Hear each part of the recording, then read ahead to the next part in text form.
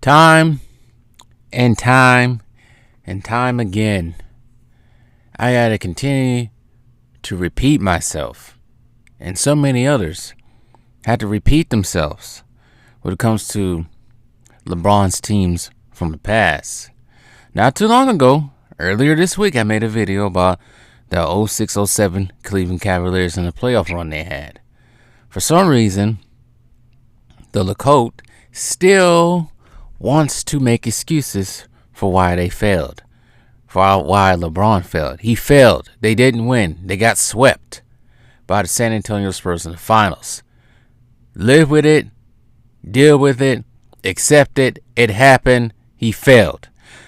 But now, on LeBron James's newest episode on that weak-ass podcast they have with him and JJ Redick, when they're supposed to be talking basketball and X's and O's, supposed to be a positive experience.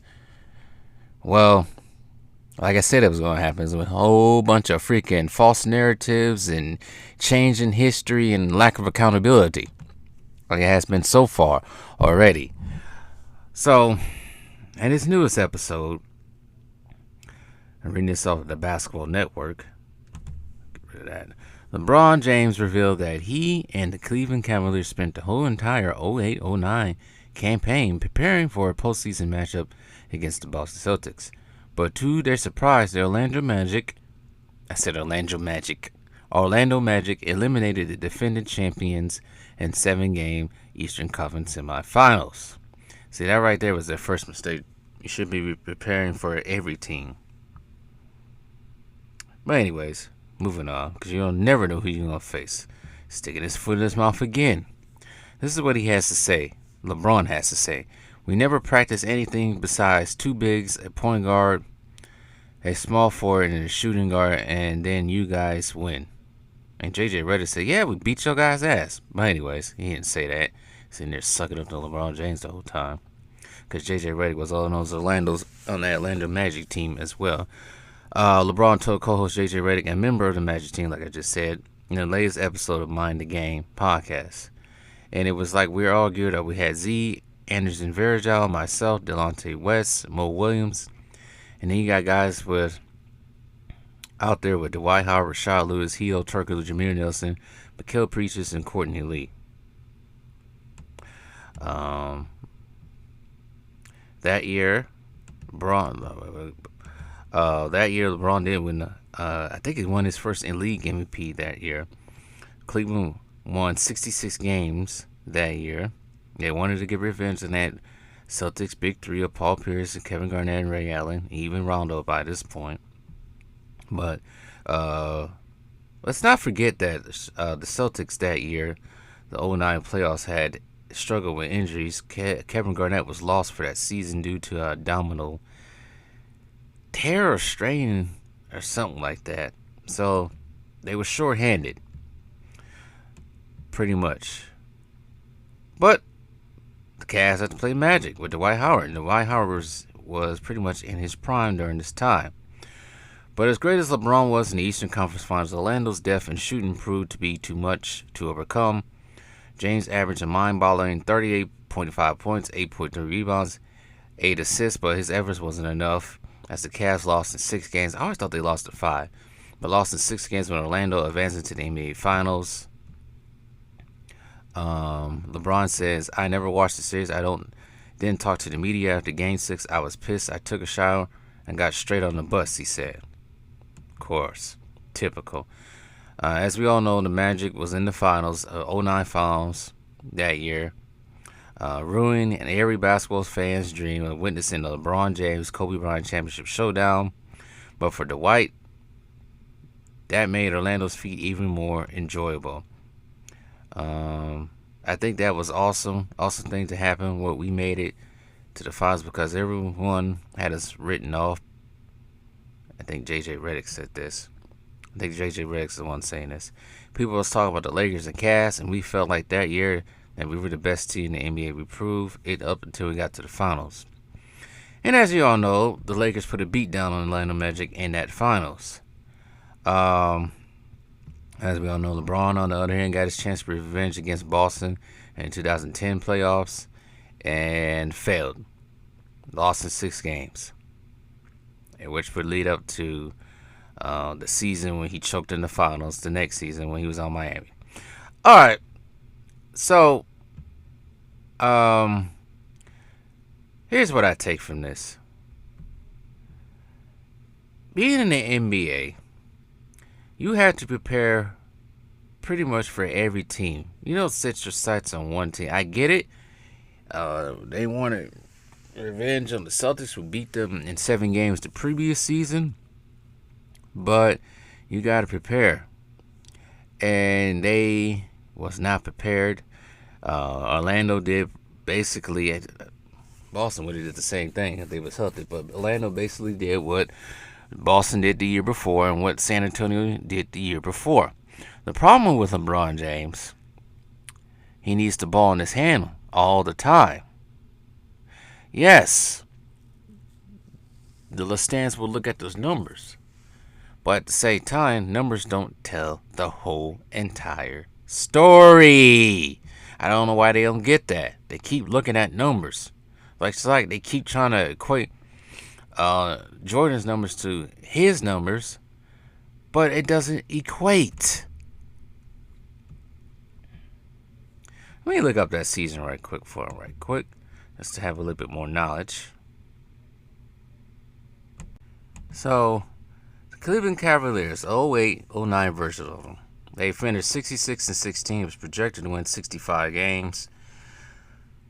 But they best stat. Points a game, they averaged 100 points a game, 13 out of 30. Opposing points were 91.4, first in the league under Mike Brown. The pace was 88.7, 25th out of 30. Offensive rating 112.4, fourth in the league. Defensive rating 102.4, third in the league.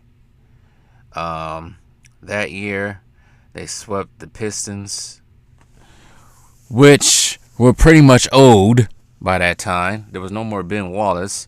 I think Chauncey Billups was might have been traded to Denver already at the time. The Hawks, they wasn't there. I think that was the team with Joe Johnson. Now Orlando was pretty good that year. Here's the thing with Orlando and what they did. Let me look at the points per game everybody averaged. So that year, LeBron averaged 28 and 7 rebounds and 7 assists. Mo Williams was the second best player scoring-wise on that team. He averaged 17.8 points a game. Delonte West, 11.7. Anderson Varejao, 8.6.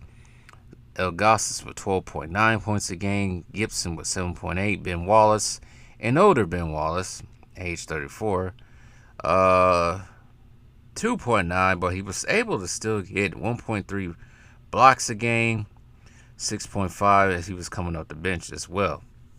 He had Joe Smith, Wally, older.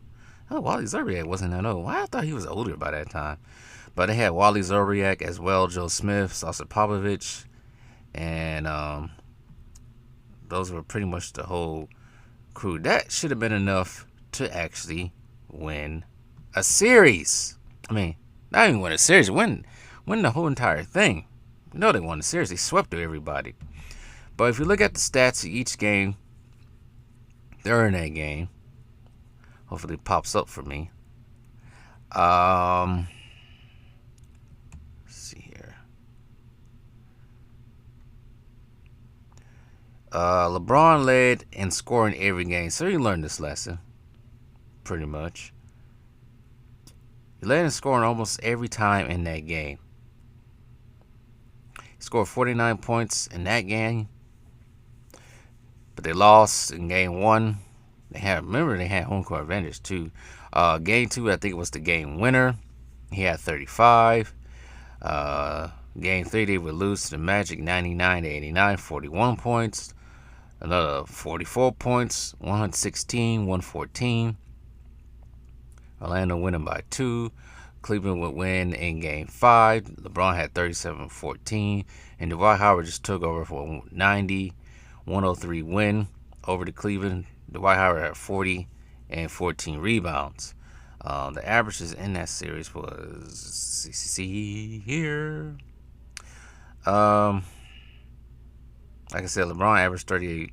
Mo Williams averaged 18. Delonte West stepped his game a little bit more, 14. Augustus 10. So they pretty much, only played 11 players. So they pretty much wasn't a complete team. But this is what happened, as I referred to earlier. The Orlando Magic. I think, who was their coach? Oh, Stan Van Gundy. The Orlando Magic pretty much took what they saw from the San Antonio Spurs. They figured, let LeBron get his. We know LeBron needs the ball in his hand. Force him to do dumb stuff. Plug up the middle.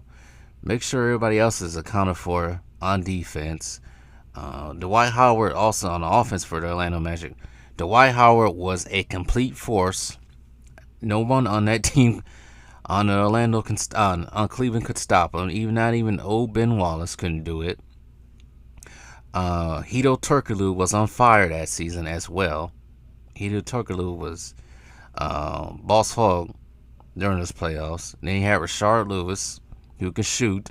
Jameer Nelson could bring the ball up, drive and kick to whoever. They know LeBron's game. Bowling ball his way to the basket. You got to force him to shoot from outside because he's still not a great shooter at this moment in time. So, that's pretty much what happened. And what Cleveland didn't do, for some reason, is bring Dwight Howard out to the three-point line. Something that the Lakers did in the finals. Dwight Howard defensively becomes meaningless if you bring him out to the three-point line. Because now you bring him out of there, everybody can drive to the basket. Dwight Howard's at the three-point line guarding Paul Gasol. All anybody got to do is set pick and rolls and go straight to the basket. And that's what reason why they didn't win.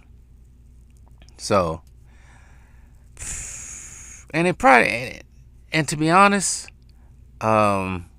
if Boston would have been healthy, it would have been the same outcome. LeBron game is so predictable. Everybody knows what's going to happen. And the reason why he won 2 in Miami, because now it's easy to figure that out. The reason why he won 2 in Miami, because now he had 2 other people to worry about, other than just keying on LeBron the whole entire time. But if LeBron would have put a little bit more effort, would have had that mentality to show up in the series against the Mavericks, they probably would have won. But he didn't. But anyways, that's all I got to say about this issue. If LeBron, I say this, if Mike Brown would have put in the triangle offense for this team, they probably could have beat Orlando. But that means LeBron would have to play off ball a little bit more. And we know that wasn't going to happen, so it was destined to fail anyways. But anyways, that's all I got to say about the issue.